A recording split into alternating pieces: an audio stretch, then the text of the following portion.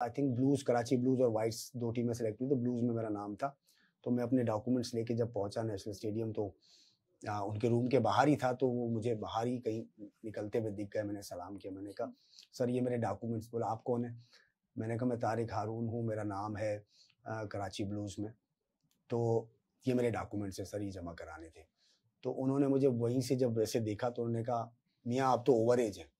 अच्छा। तो वो मुझे झटका लगा। मैंने कहा, "सर, डॉक्यूमेंट्स तो देख लें।" कहने लगे, "डॉक्यूमेंट्स तो बन जाते हैं, आप जाइए।" तो वो बहुत ही मेरे लिए एक अजीब-सी बात थी, क्योंकि मेरा जो जितना भी पहली दफ़ा यूँ कह लें कि हुँ।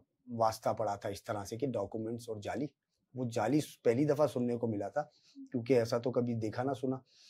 जब वो स्टेज पे पहुँचे, तो वो बहुत अजीब-सा लगा, थोड़ा-सा मैं अ अपसेट भी हुआ। फिर ख़ैर मैं वापस आया, उससे यूँ कह सकते हैं कि मेरी क्रिकेट में भी फ़र्क पड़ा। अच्छा। लेकिन फिर जब मालूमात की, जब बात की सीनियर्स के साथ, तो फिर पता चला कि यार लोग जो है ना, वो एज को अपनी ना थोड़ी-सी आगे-पीछे करते हैं। हुँ। तो आप बेसिकली मेरा बैकग्राउंड है वो पश्तून है, तो ज़ाहिर है वो उस वक़्त शायद मेरी शेव होगी छोटी-छोटी सी, हुँ।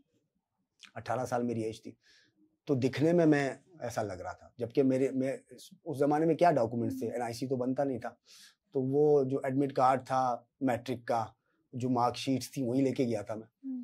तो उन्होंने नहीं देखी खैर, तो वहाँ मैं रह गया, तो थोड़ा-सा वहाँ से मेरी क्रिकेट पीछे गई, थोड़ा सेटबैक था। उसके बाद स्ट्रगल यहाँ खेले, वहाँ खेले, क्योंकि 19 की एज निकल जाए जब, तो उसके बाद उस ज़माने में जैसा कि हमने शुरू में कहा कि बहुत मुश्किल से मौके मिलते थे।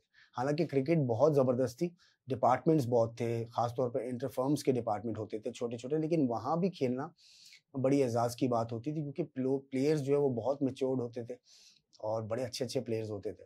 तो फिर स्ट्रगल करते रहे, फिर क्लब क्रिकेट में ही इधर-उधर, इधर-उधर, फिर वो टाइम गुज़रता गया, फिर ऐज भी जा रही है, फिर प्रेशर्स बहुत आ रहा है, घर से भी आ रहा है, हुँ।